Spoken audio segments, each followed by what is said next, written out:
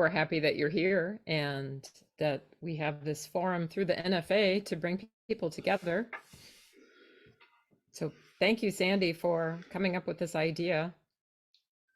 Yeah, it's great. Hopefully, we can facilitate some nice questions, but it's a participatory opportunity. So feel free to unmute and ask what probing flute questions you want.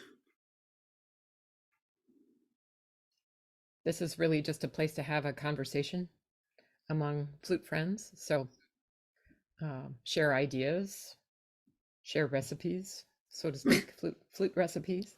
So feel free to step up and join the conversation.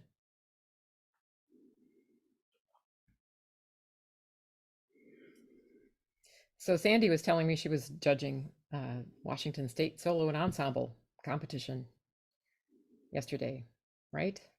Right, and I think Oregon had theirs as well. And I'm here in Florida, and we actually have a set list of repertoire, but Washington doesn't. That's very interesting. The students can play any piece they want from a sort of classical folk music heritage. There's not a lot of rules to that. So That's really nice. It's always interesting to see what students come up and play. So I bet. So what was you were telling me a couple of examples of rep.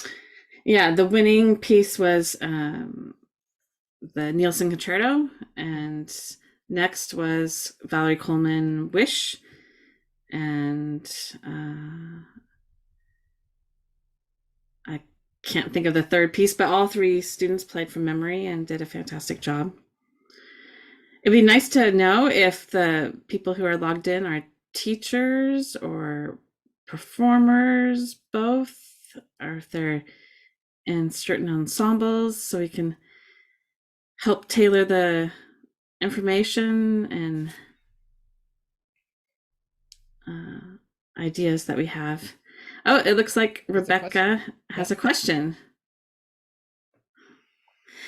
Francesca, so the question is, speaking of competitions, how do you feel about pedagogical value of competitions for college students?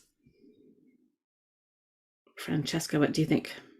Me? Well, I have some students who definitely take advantage of that. It's a motivational factor for sure. Sometimes I think it's, especially now with the focus on more inclusive repertoire, it's a good way to leverage that, plugging in to the regular curriculum pieces that they haven't considered looking at, or adding to what they're already doing. It depends on, I guess, the time in their development, so to speak, as long as we're making sure we're taking care of the fundamentals, because some of them can get really sidetracked, I think, and focus exclusively on that instead of, the meat and potatoes, so to speak, as a vegan, of etudes and good fundamentals. So it's a tough thing, I think, to add a lot of sure balance. And the thing I always appreciated too was the introduction to the wider flute world, and so they're more plugged into what was going on throughout the world and what was available. So I thought that was a nice side benefit through those sorts of competitions. There aren't enough that are I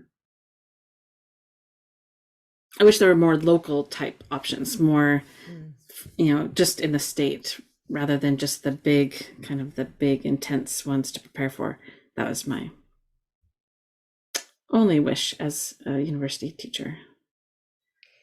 I am seeing, say, like at the Florida Flute Association, we get a lot of people enter from across the country, even at the high school level now.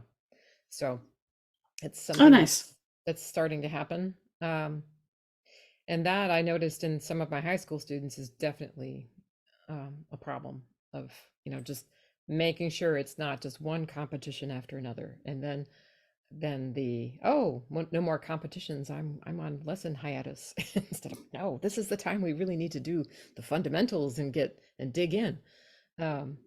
So I guess the one other thing that is nice to have students working on competitions, especially the NFA competitions, is that they start to hear each other perform the same piece, and that can be empowering instead of just, I really try to have a broader range of pieces for the students to study, so it's not, they hear a lot of different rep, but there's some value instead of just the comparison, but that motivational of, oh, I didn't think of playing it that way, or wow, it's a great idea, I'm going to try to copy a little bit of what you're doing, as long as it's balanced, like all things, I think. But I don't know how many of us are teachers, but I'll go ahead and share.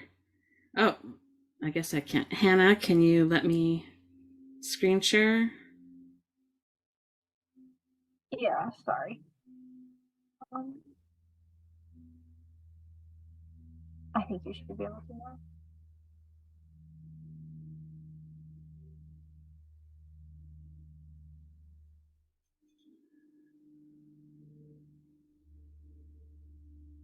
Okay, go ahead. Tackle another topic, Francesca, while I get this sorted. Okay. So let's see. Rebecca said that the motivational and rep factor for the competitions are strong, but the sidetracking is definitely true. Does anyone else have any experience with that, or um, we were talking about competitions, and do we find pedagogical value, or um, some detraction?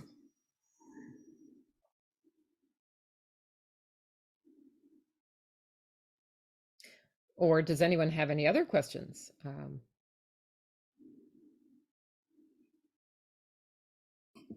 Or comments for us to consider? Screen share. Okay. Do you see a page on intonation? Yes. Okay, so I'll throw this out as something I do as a teacher.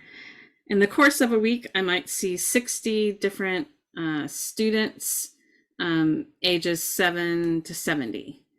And if I'm working in the public schools, perhaps they invite me 2 or 3 times to work with their flute sections. And so I've learned to come up with sort of systems that can easily be learned, taught, and the students feel like they've accomplished something in a short time. So here's my little sheet on intonation and playing in tune. And I try to give them strategies so rolling in or out isn't always the options that they think of. So I have something like this, if people were interested in talking about that. I have how to be a good sight reader, doing some sight reading stars.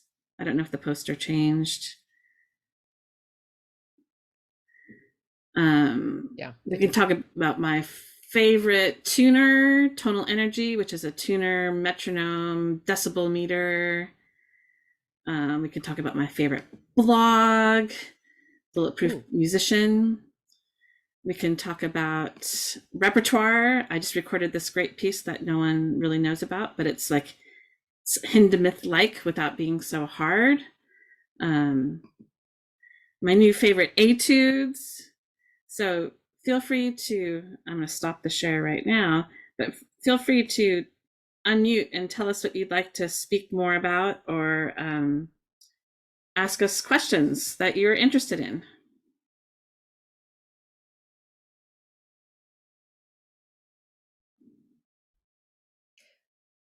I'll chime in on a couple things unless anybody wants to add, but I use tonal energy for so many different things. I don't know how many of you use it, but one of my favorite things, I should have connected my computer to just share the iPad. If you could see the glare. is I work on vibrato using the visual. It's still pretty glary, isn't it? Yeah. Yeah, it's the best thing. And I'll chime in, Francesca. I've never taught vibrato as a group class before, and I made all my students in the youth symphony get tonal energy, and the young ones, and we did vibrato in 6 weeks and using the app. So that was a great find. So I'd love to hear how you use it more. Oh, well, on one of the screens, whoops, maybe if I can turn it, maybe it's a little darker now. You can select waveform besides just intonation. And then if you use it and sustain, well, I could play, but I have to put this down. You can actually see the waveform. Whoops, I've touched something. Thanks. Sorry about that. Technical difficulties. But and you can even share it over Zoom. Sorry, Francesca. Yes, you can. No, it's okay. Why don't you want to show that? Go ahead. I can't. I don't have it set up right now, but. Well, I might be able to do that if I can connect.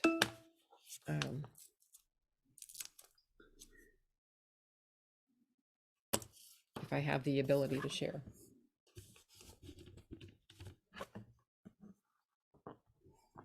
Hannah, could you make me a co-host, please?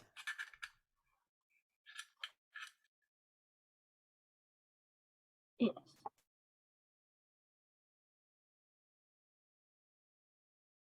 Is everything okay?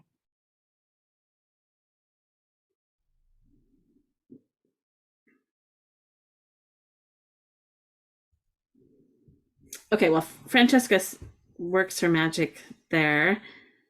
Is it Tari? Terry, thanks. fine Okay, too. oh, here it is. Great. I knew Francesca would be tech savvy enough to make this happen.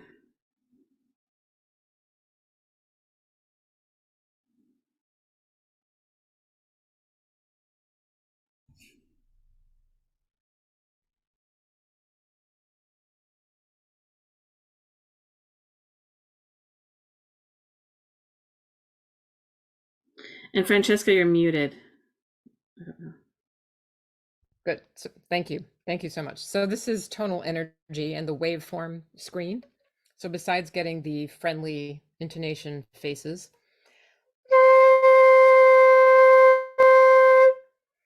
and you can see my pitch was going up and down a little bit, but for vibrato, it's very effective, I think, for the student to actually see what happens with vibrato, because we want an alternation of pitch.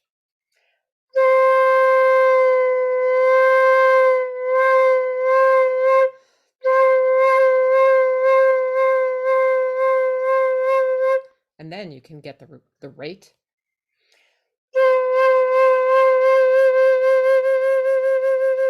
Versus like just sitting on top of the vibrato and nanny goat throat controlled.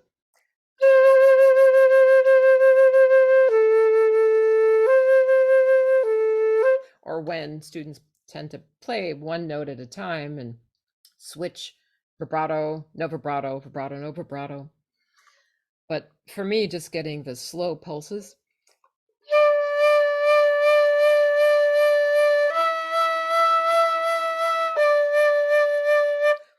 Visual is very powerful. So I will stop my share just so you can try to stop my share if I can. And I've included that in part of my own warm-up, especially if I'm having a not so great tone day, giving me different things to think about can be really useful. And so some days I'll think more about vibrato, some days I'll think more about tension, and some days I'll think more about, volume, dynamic control. So I think it's been hugely revolutionary in my teaching as far as vibrato goes. Okay, I can't seem to stop my share. It's been a while. Stop share. Ta-da. Too long. Okay. So one of the really fun things, does anybody else use tonal energy? One of the great things about it, I think, is that you can record using it. You can record using the video feature. You can record using just audio. And if you actually do record anything, even without having that exact setting determined, when you play the file back, it will all be there. So you can toggle back and forth between the different types of screens. It's really a savvy program. So it's a bit of a splurge now, but I think it's the best thing out there for metronome tuner self-motivating practice kit. And you can't beat the smiley face. No. Everyone likes the smiley face. That's very true. Positive energy, for sure. Sorry about my screen stuff, but the question suggests wearing earplugs, especially when playing piccolo. Yes. Yes, that's a great question, Terry. I think especially in practicing, it's essential.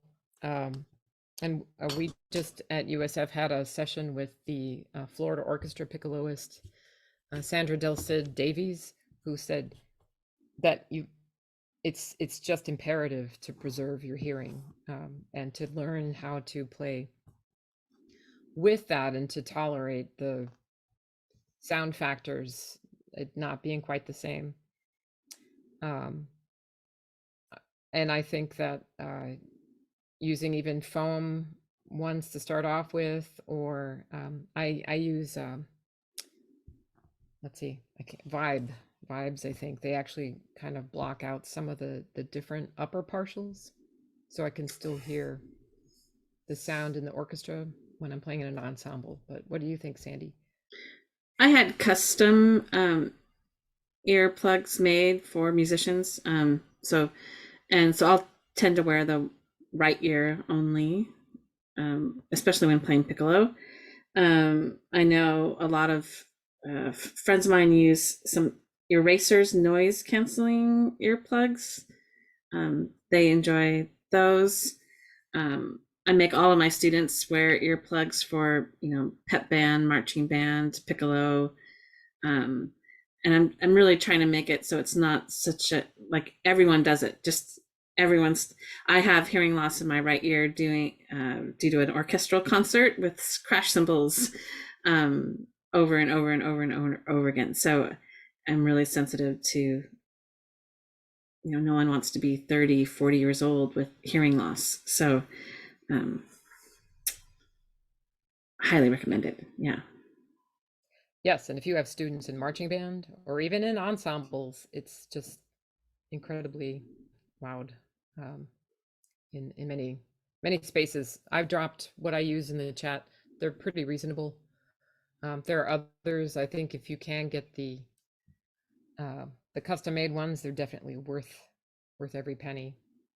A lot of programs have free clinics for hearing testing.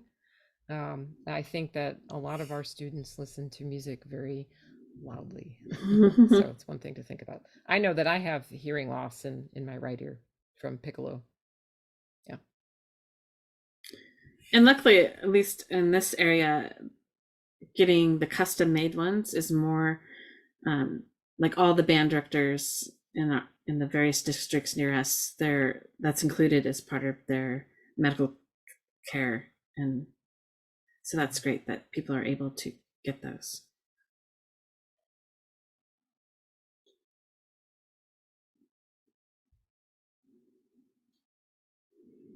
Okay, other questions from people? Are you still using smart music, Sandy? No, they've sort of changed their format and delivery system, and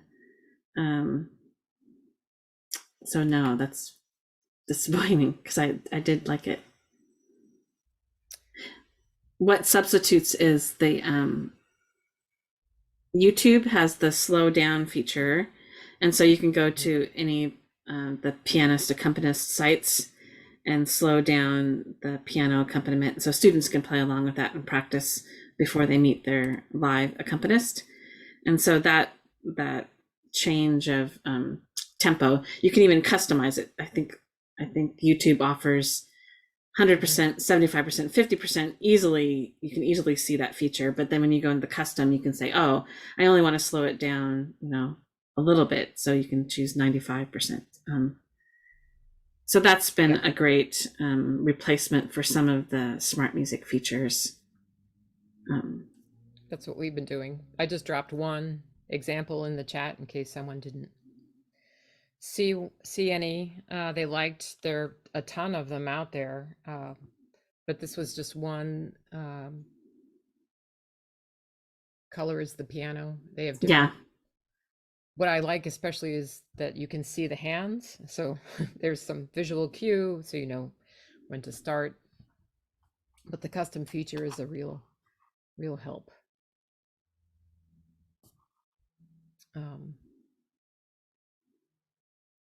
It's just kind of fun too if you're feeling like, just if you'd like to just play repertoire, and I mean, a lot of people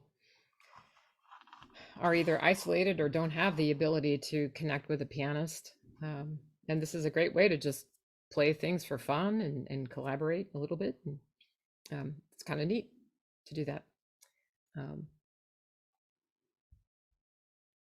Let's see, one series I also really like on YouTube is Emily Bynum's channel. So many really fantastic tips on there. I'm just dropping these in the chat. So the recent one is Emily Bynum, who is principal flute of the Concertgebouw Orchestra, and she teaches at, I think, the RNCM or the Royal College of Music. I think that's the one in London. But she has so many different links there, and different video series on vibrato, all the fundamentals. It's really interesting. It's something she started during the pandemic, so it's kind of fun.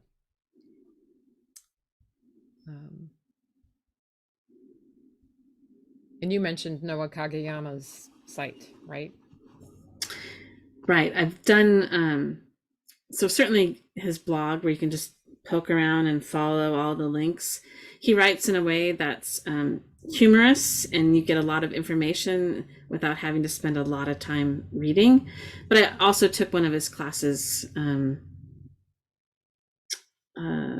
last year, I believe, for teachers, that I just thought was really fabulous. I think he has a great perspective on being efficient, and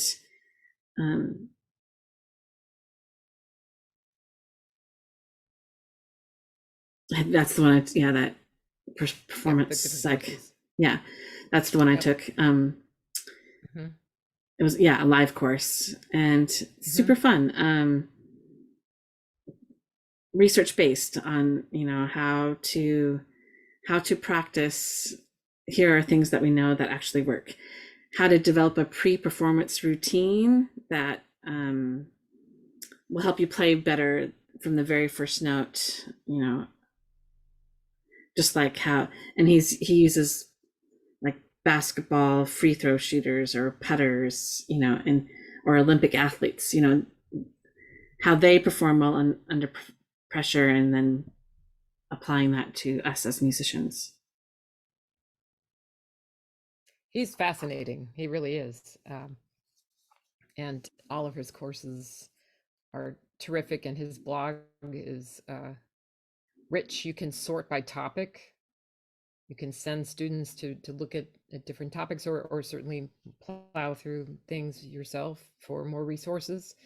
You can subscribe to his podcast or his newsletter weekly for free. It's very interesting. Follow him on social media. But I've had him come out to universities and do residencies, and I did try to get him to do something at the NFA, but he wasn't available for my convention. But I talked to him about concentration, how to develop, how could I help myself, how could I help my students develop deeper powers of concentration? He said, people ask me that a lot, and nobody ever likes the answer I have. and that probably sounds familiar to teachers.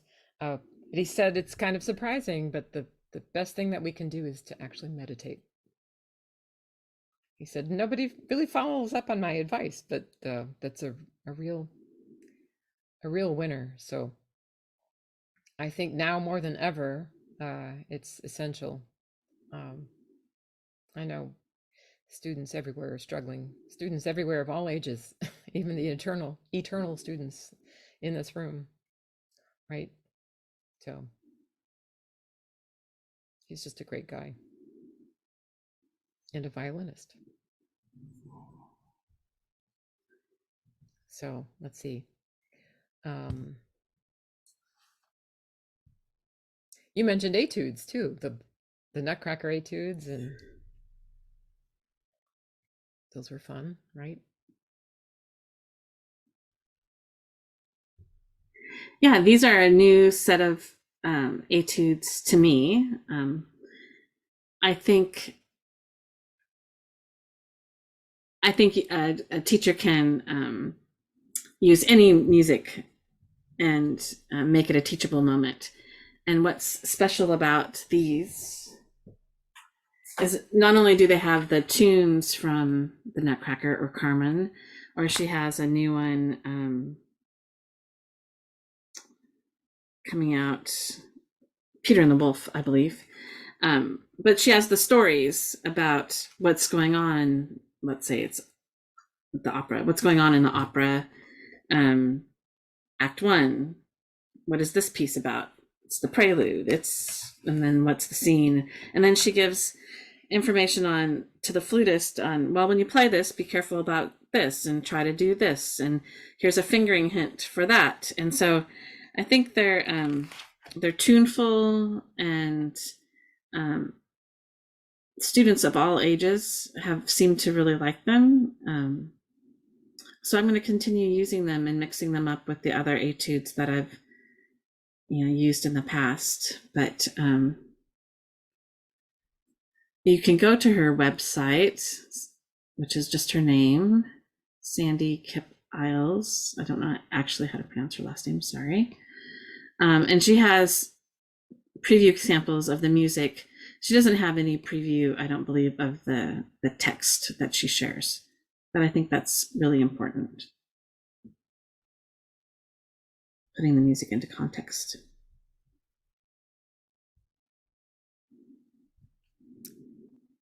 These are kind of fun etudes. Many of you might know them.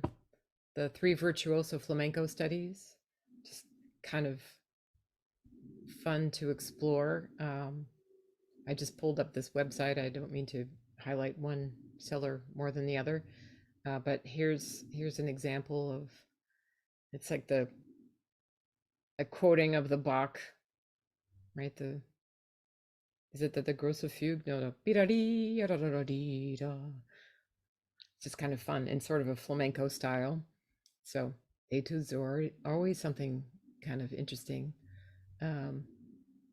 One thing that I had my students do this semester to break things up, I do teach college students as well as some high school students, but I partnered them up. Actually, I invited them to partner each other up, because I've done the partnering up before, but I had them choose either someone whose playing they admire, or someone who has some qualities they wish to emulate, or maybe they just felt more comfortable being closer on a certain level. So they actually aligned up, and then I had them work on a specific etude that they selected with some guidance that attacked some things that they wanted to work on, that they felt that they needed to strengthen in their playing. And then they wrote a second part, a duo part in their etude for their partner to challenge an aspect that their partner needed to work on. So then we had these duos. We had a whole series of duos now where they wrote a second part for their etudes, and they performed them in studio class, and that was kind of fun. So I also have them write an etude at least a semester based on a piece they're working on. So then we have a little collection of etudes every semester, which is kind of neat. So it's fun to do, I think. Wow. Actually, it's surprising. I have some really talented writers, and I think they really enjoy it. And having that framework that's already predetermined of, oh, it's already an etude that exists, and I just embellish that, then it's a lot easier instead of just starting from a blank slate, I think. That's fantastic. I didn't know you did that. That's really It's fun. yay.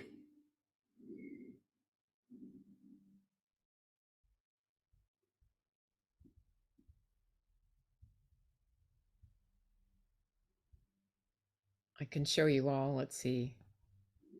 I'm just babbling on just to babble. I did something kind of fun a few weeks ago. I hope you can see my screen. Yes.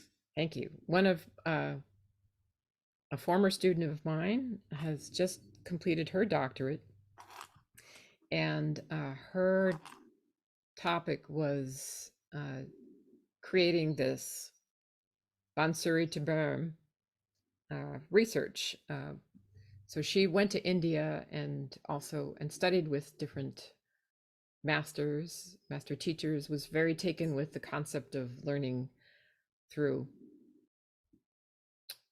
not necessarily rote, but just more auditory examples instead of just a strict framework using music to read from. So more in the Suzuki tradition, and just to have a slightly more improvisational approach to playing.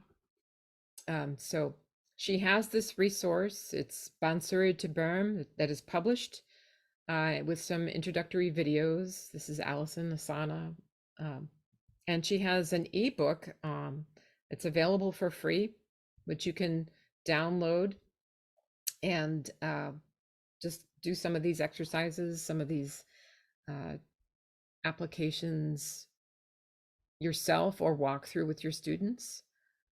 So I just wanted to share that. It was very fascinating to notice the similarities in playing, and also the different strengths that are present in other cultures that we can borrow from and learn from, certainly even in our Western approach to the flute. So this is free, as I said, and it's very exciting, and just a fun thing to do in your own playing. So I hope some of you take advantage of that.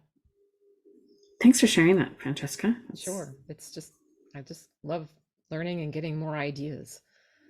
The more I do, ethnic flutes or traditional musics from different cultures, the more it informs my own playing, and I find that really fascinating.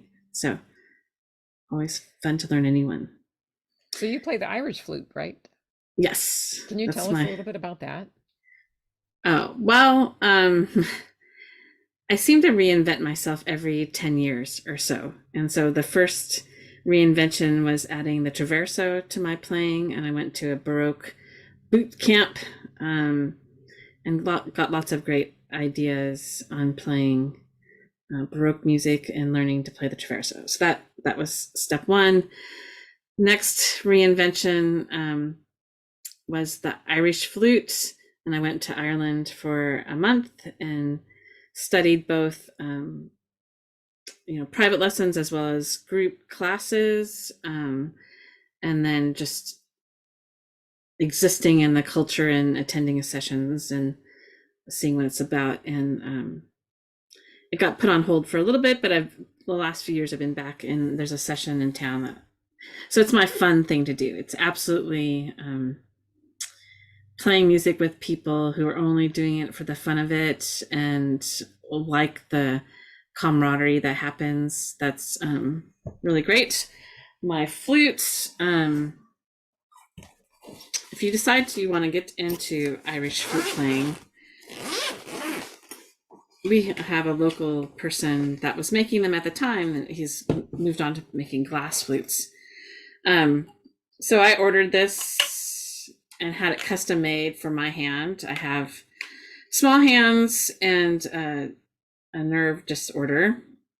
But let me just say that you don't need all the key work. So if you want to get started in Irish flute, start with just a folk flute and just a wooden, it's usually pitched in D. And if you buy a used one, just know that the head joint can be cut for right-handedness or left-handedness. And there's usually a way to tell, when you take the head joint off, if it's left-handed or right-handed. And if you don't know, the person selling it should be able to tell you. How is it because of how the embouchure? Yeah, how it's cut. Oh, okay. Yeah, Huh. yeah. Boy, that would be convenient, wouldn't it? No. But most, there's quite a few left-handed. The flute goes this way instead of this way. It's quite common in Ireland. It's not a big deal at all. So, but it's the same fingerings as the Baroque flute. So Really? once you learn one, 6-hold instrument, then the techniques are surprisingly similar and just different goals. The Irish flute, the goal is loud, right? And that's not such the case with the Baroque flute. Because of the bar music. Right. Exactly. So you said group classes for that? Is that the most common way it's taught? What was fascinating for me to find out is that it didn't matter if the student was 10 years old or my age, much above that. They keep this notebook of all the tunes they've learned. None of them, even if they know how to read music, they don't do Irish music with any notation, right? But it's downstairs. But they'll keep track of the name of the tune, who taught it to them, who taught it to that person, what area of the country it's popular in or in the style of. Clare County music tends to be a little bit liltier than Dublin music, let's say. And so by knowing the area, that's a lot of information to them. And I don't have all that knowledge yet, I'll be perfectly honest. But then so they get the background of the tune and the history of it, and they find that important, and they collect it like we collect trading cards. And then they write a little shorthanded notation using ABCs and little lines above and below notes to know if it's a high note or a low note, a dash to make a long note. And so they just kind of keep track of the main melody once they learn it. So they learn it by ear in these classes. There's usually a group leader who plays, and then we mimic and then add some more, and we mimic back until we've learned the tune. And then everybody takes time to make this little notation. So they have this notebook, and some of the teenagers have just 3-inch thick binders of all the tunes they've collected, and they're pretty proud of all the tunes they collect and that they know and that they can play. And I was just really impressed with how much everybody cared about where the tune came from. And yeah, so I did Willie Clancy Week as one of the group classes, which is a famous music school for all instruments, for all Irish traditional instruments. At the time, my son was 10 years old, and so he learned to play the Irish bagpipes. So it was a good time. That's fascinating. Like, what a great way to learn about other cultures and just to immerse yourself in that through music. I think is just what an amazing opportunity. But Okay, ask us anything. Yeah.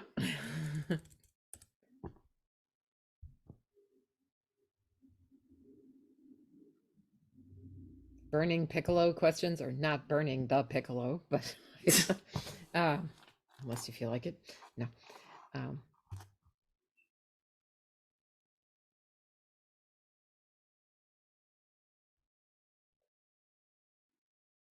I don't know if anyone's tinkered around the NFA website about all the different repertoire resources, but since I'm posting links, database resources here, there's so many great links for all kinds of different pieces if you feel like looking for new rep.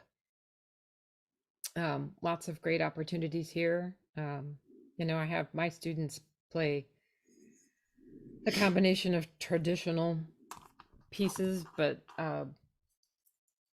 definitely require them to play a piece by a living composer and a person of color and a woman, at least every semester. So just because there's so many different options out there, as well as the the more traditional canon.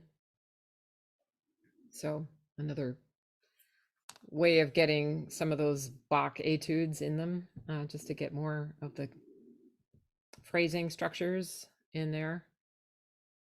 But it kind of depends. I have a number of music ed majors, so I know that most of the things that they're going to be directing, conducting are newer pieces. So that's like a different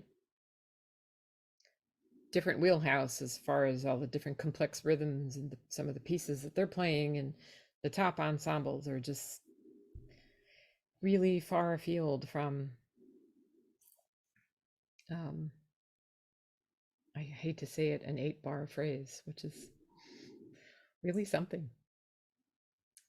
I don't know what other people are experiencing out there.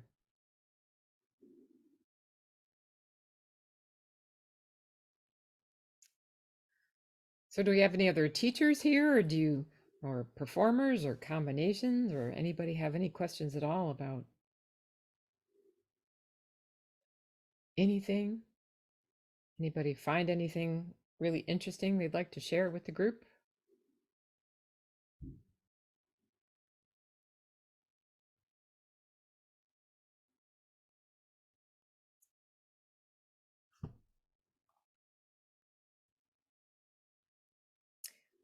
Let's see. One thing that we had a flute festival a few weeks ago, a one-day event, and I stole this idea from our oboe professor, but we invited the community members to bring items they weren't necessarily using anymore, or maybe they were digitizing all their music, or they had 3 copies of a certain sonata, or maybe it was um, a collection of extra pencils. We just brought everything and had like a flute flea market table, and people could exchange things, and or just buy something for a really modest fee, and we were putting all of the funds toward next year's event. It was kind of fun. You just never know what people will walk in with. We had a couple of sets of panpipes, and someone brought in a collection of head joint corks. I didn't even get to see them, but that was apparently a really good buy. So it's kind of a fun thing to do. There are flute players everywhere, so I hope that you're able to find a group to connect with. Um, of course, we have the NFA, which is really incredible, and it brings us together across the miles um, and around the world. But there are also some smaller regional groups too, or maybe it's possible to start something up your own, like we did. People start coming out of the woodwork. Seattle just had its Seattle Flute Society's Flute Festival. Someone brought in 12 copies of a Julius Baker recording. And each copy was sealed in plastic, and just gave those away. We had the same sort of table, I don't know where someone kept 12 copies. But it was great. So it was nice to Julius Baker playing Muchinsky. So Oh yeah. I now have that in my collection. So let us know some ideas of topics. Is it practice strategies? Like I said, I shared intonation or sight reading. I quickly went through my handouts for that. Let us know what you would like to hear more about, and Francesca and I will facilitate a conversation accordingly. But you're all logged in for Ask Us, so we hope to hear from you and to know what your hot topics are. What would help you as a flutist?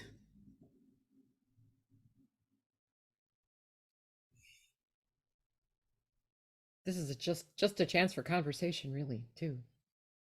What is everybody playing right now? Anybody learning anything new, or digging out some old favorites? I scared someone away.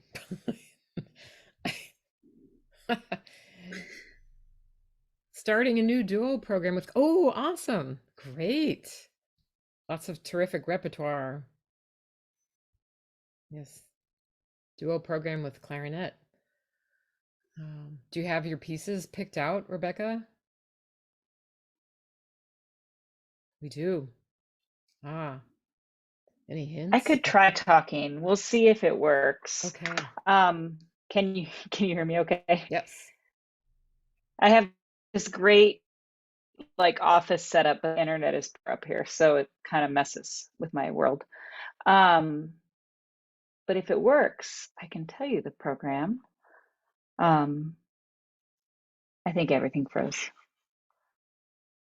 No, you're good. I can hear you. Oops. Never mind at all. Okay. Well, feel free to type it in the chat. Let's see, I saw Patty talking. Can you? Yeah, no. Yes, I did. I know you love Bach. I was talking to myself That's, as usual. That's Yeah, fine. I'm revisiting the Bach concert studies Oh, those are because great. somehow I've lost my momentum of air as I've aged, and so it's helpful. I can gauge how they sound, how they feel, how my air is, because they're so familiar. But And Patty, I mean, that's Important. a question I have, which is very controversial, is where, with all the flute teaching and programs in universities, where and what are these flute players going to do? And I say this from someone who's been at it for 62 years. I'm 74, and not, I don't want to say I'm at the end of the stream, but I can kind of see the sunset. and you don't want to ask at the end, well, what was it all for? But it is a big question. And I know so many disappointed flutists now of my generation. You know, I'm the same age, I think, as Carol Winsense. So there's one of her. There's Paula Robeson, who's a few years older than me. There's Eugenia Zuckerman, who's a few years older, and now she's ill. I think she still plays her flute, though, and that brings her great comfort and joy. So maybe that's my answer. Maybe I answered my own question. Maybe the what happens is not what's important, but it's the beauty and the inspiration and the thrill and dreams we had as young players that will just carry us to the end. I'm not sure, but you know, like new music or new this, it's like I'm still trying to learn the old music. So I just love that woman. What's her name? Not Shania, something, Shanna Pratt, you know who I mean? Yeah, She's like the extended, yes. the extended technique. Somehow I got on her mailing list. So I've done some of her workshops, and it's like extended techniques. I'm just trying to get like a good articulation on a low D. But I mean, it's so joyful. So, I mean, that's mainly why I keep signing into these things. I'm just trying to keep my movement moving. So And piccolo, I sold my piccolo, thank God, a few years ago. And Francesca bought my alto flute And several years it. ago. I love it so much. It's So you're with me every time I play. I mean, I just love hearing about all these things, but it's like I'm sort of just trying to keep something going so that I feel like it wasn't for nothing. You know, I'm not, people say, oh, you're still playing your flute? Like, well, yeah. I mean, what else am I going to do? So, you know, I recently retired from a community orchestra because it just felt just too hard all of a sudden. But it was wonderful for the last 15 years that I did it. It was great. So I think everybody has kind of a different journey, trajectory, I should say. Yeah. And certainly when I counsel students, I don't sugarcoat how hard it's going to be. And so some of them will choose to double major, some of them will just choose to minor in music.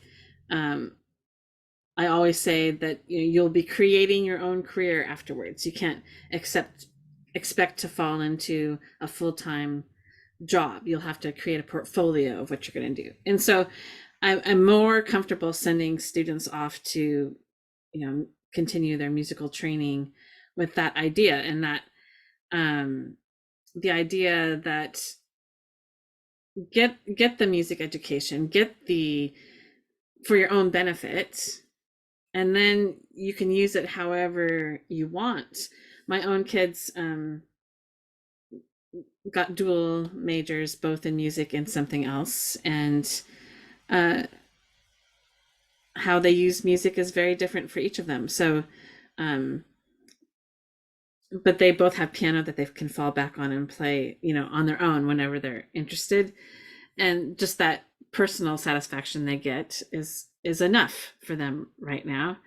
The number of students that have, I taught either at the university or as a high school, teaching them in high school and sending them off.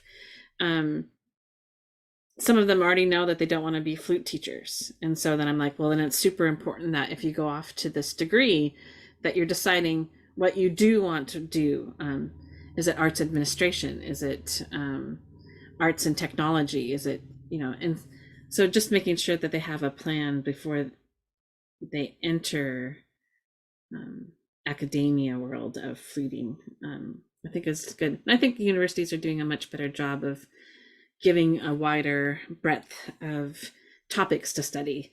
So it's not that you leave the university with, I can play these pieces and, perhaps teach. I wanted to address one of your other questions, and then Francesca can chime in, about maintaining your air supply as we age, right? I think it's really hard. And so what I've started doing, especially post-COVID, I had a hard time recovering from COVID, I have to say. And so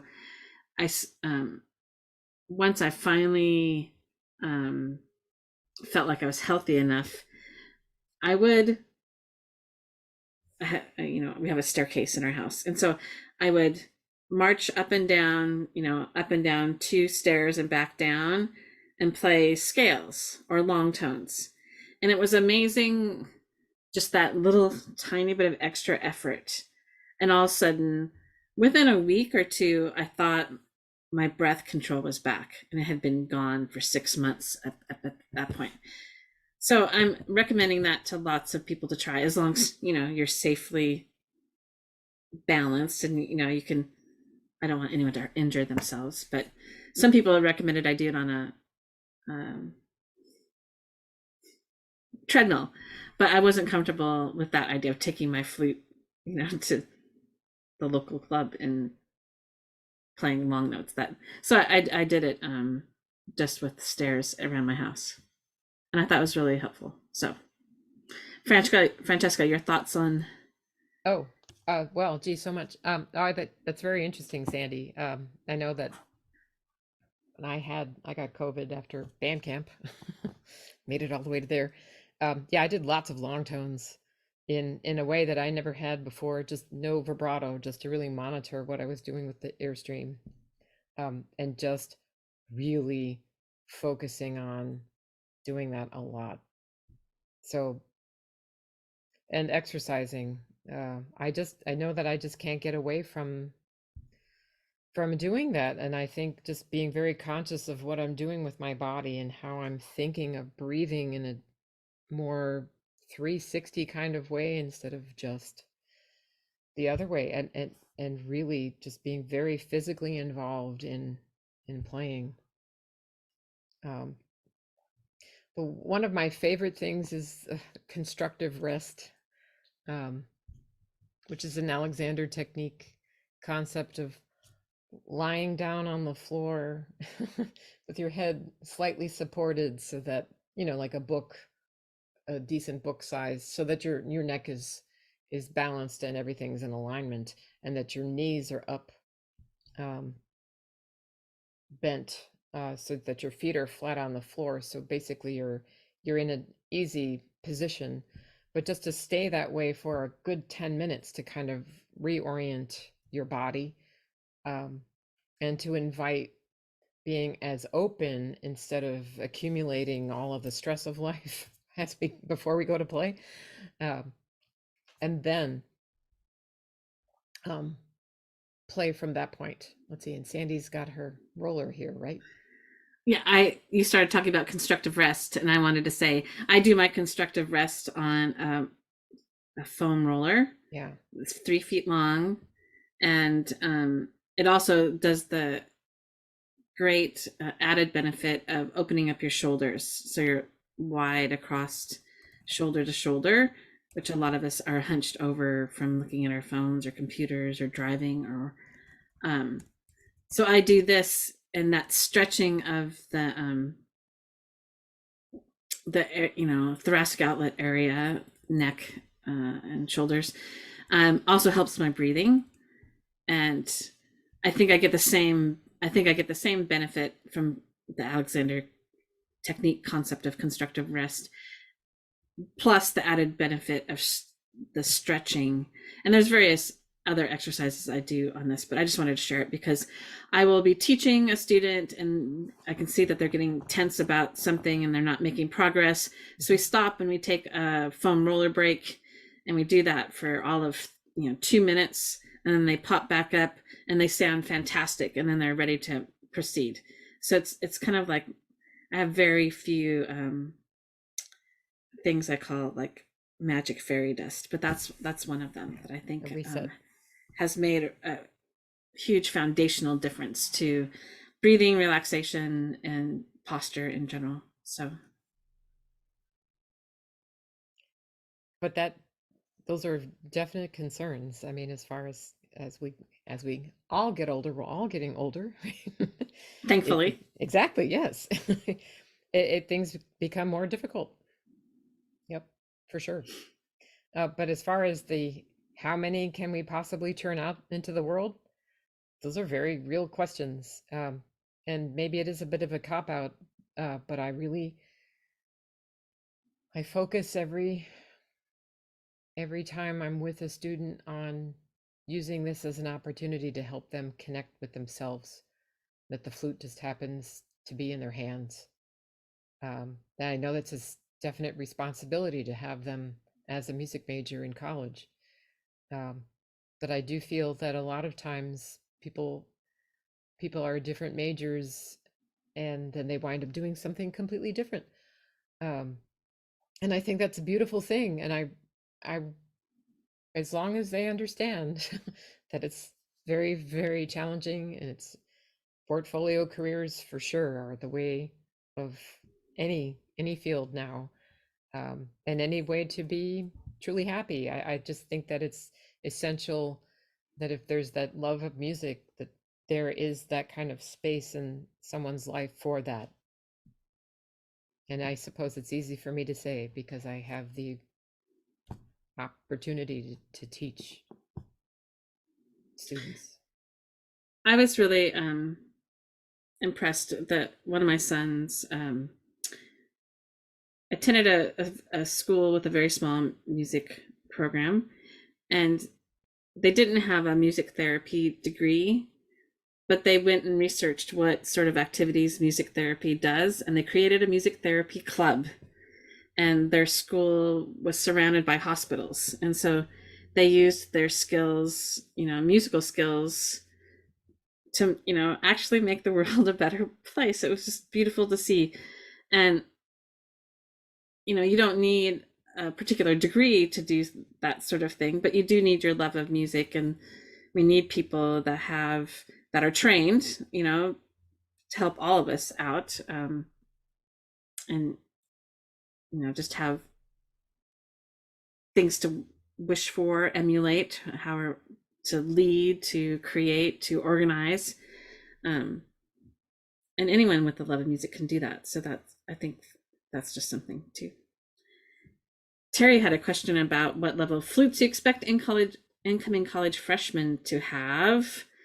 My situation is different than Francesca's and different than Rebecca's. But being a smaller school, whereas it didn't matter what flutes, as long as it played. I entered college with a flute that was a demo of a new company trying to make a flute, and it played 8 notes on any given day, and maybe not the same ones. And no one turned me away. They welcomed me to the flute program, and I ended up a music major the following year. So, and when I was teaching at the university, most of the students came in with student instruments, and some may have upgraded during their time with me, but I make do with the best with what people have. And certainly my own private students have a higher end flute than the majority of ones that I saw as a university professor. I don't know if Francesca and Rebecca want to chime in, but we're also over our time. Yeah, I guess just quickly, I think if a student should, if they can, get a decent instrument that allows them to play in as relaxed a way as possible so they don't hurt themselves, if possible. Really, as long as the instrument is functioning well and serving them, I would prefer that they upgrade when they get to where they're going. So so many of mine don't have a lot of funding, just as Rebecca's mentioning, intermediate instruments, beginning and intermediate instruments, not a lot of resources. I do have a lot of students with that situation as well, for sure. I mean, I think it's better to upgrade with some kind of guidance and advice versus going to. I've seen plenty of parents very well-meaning, and then getting something that might not be as beneficial later on. So I don't necessarily think that's a deal breaker. I would hold off if they can, to make a really big purchase, unless you feel like that's to their detriment. But Okay, any final questions?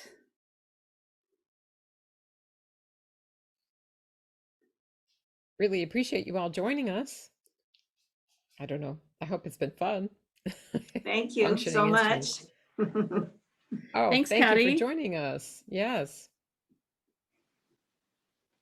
Okay, good luck to you.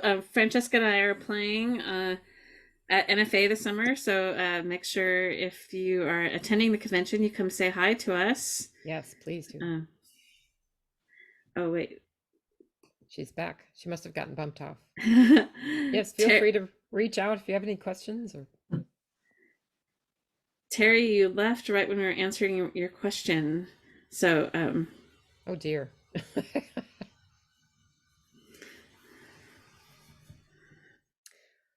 The internets. Is anyone going to be there in Phoenix this summer? Hopefully. Oh, well. Yes. Oh, good. Yes, I think you better, Rebecca. You can't not. Yes. Well, looking forward to hearing more about your flute and clarinet duo, and everyone else. We hope to see you all and stay in touch. And thanks again for spending some time with us, and thanks to Sandy for putting this together, and for the NFA for affording us an opportunity to sit down and chat. Great. And Terry, the general consensus was whatever flute they have, as long as it's functioning, we're happy to have students use, and we'll help them upgrade at the collegiate level if finances allow that. Yes. I think was the general answer to your question.